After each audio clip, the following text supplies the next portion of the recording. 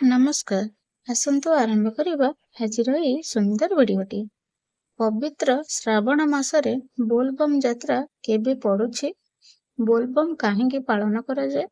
ବୋଲବମ୍ ଧ୍ୱନିର ଅର୍ଥ କ'ଣ? ଆସନ୍ତୁ ଜାଣିବା ଏହି ସୁନ୍ଦର ଭିଡ଼ିଓ ମାଧ୍ୟମରେ।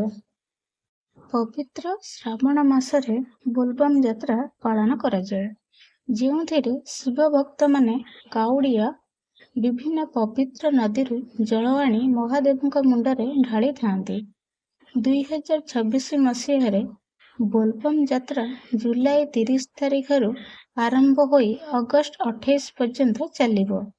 ଏହି ସମୟରେ ବିଶେଷ କରି ଶ୍ରାବଣ ସୋମବାର ଗୁଡ଼ିକରେ ଜଳାଭିଷେକ କରିବାର ମହତ୍ତ୍ୱ ରହିଛି। 2026 ବର୍ଷର ମୁଖ୍ୟ ବୋଲବମ୍ ସୋମବାର ତାରିଖ ଗୁଡ଼ିକ ଆସନ୍ତୁ ଜାଣିବା।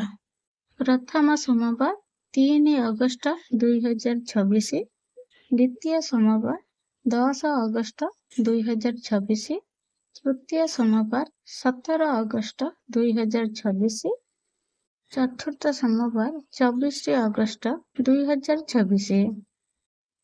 ବୋଲବମ୍ ଧ୍ୱନିର ଅର୍ଥ କ'ଣ? ବୋଲ୍ ଏହାର ଅର୍ଥ ହେଉଛି କୁହ ବା ଉଚ୍ଚାରଣ କର। ବମ୍ ବମ୍ ଶବ୍ଦଟିକୁ ବ୍ରହ୍ମା, ବିଷ୍ଣୁ, ମହେଶ୍ୱର ଏବଂ ଓଁକାରର ପ୍ରତୀକ ଭାବେ ଗ୍ରହଣ କରାଯାଏ। ଏହା ଏକ ସିଦ୍ଧ ମନ୍ତ୍ର, ଯାହାକୁ ଜପ କରିବା ଦ୍ୱାରା ଦୀର୍ଘ ପଥ ଚାଲିବାର କ୍ଳାନ୍ତି ଦୂର ହୁଏ ଏବଂ ଭକ୍ତମାନଙ୍କ ଭିତରେ ନୂଆ ଜୋଶ ଆସିଥାଏ। ଆସନ୍ତୁ ଜାଣିବା ବୋଲବମ୍ କାହିଁକି ପାଳନ କରାଯାଏ।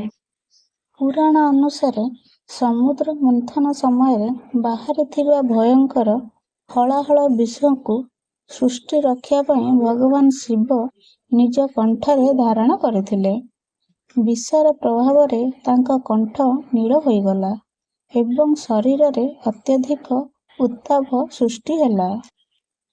ମହାଦେବଙ୍କ ଶରୀରକୁ ଶୀତଳ କରିବା ଏବଂ ବିଷର ଜ୍ୱାଳା କମାଇବା ପାଇଁ ଦେବତାମାନେ ପବିତ୍ର ଗଙ୍ଗା ଜଳରେ ତାଙ୍କର ଅଭିଷେକ କରିଥିଲେ। ସେହି ସ୍ମୃତିରେ ଭକ୍ତମାନେ ଶ୍ରାବଣ ମାସରେ ନଦୀରୁ ପବିତ୍ର ଜଳ ଆଣି ଶିବଲିଙ୍ଗରେ ଅର୍ପଣ କରନ୍ତି। ଅନ୍ୟ ଏକ ମାନ୍ୟତା ଅନୁସାରେ ପ୍ରଭୁ ପରଶୁରାମ ପ୍ରଥମେ କାଉଡ଼ିରେ ଗଙ୍ଗାଜଳ ଆଣି ପୁରା ମହାଦେବ ମନ୍ଦିରରେ ଜଳାଭିଷେକ କରି ଏହି ପ୍ରଥା ଆରମ୍ଭ କରିଥିଲେ।